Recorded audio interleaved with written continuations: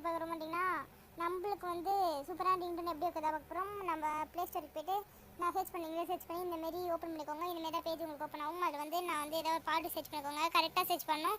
நான் ஒன்ஸ் அப்போ அந்த டைம்ன்ற பாட்டு சர்ச் பண்ணுறேன். விக்ரம்லேருந்து ஓப்பன் பண்ணதுக்கப்புறம் இந்தமாரி தான் உங்களுக்கு பேஜ் வரும்.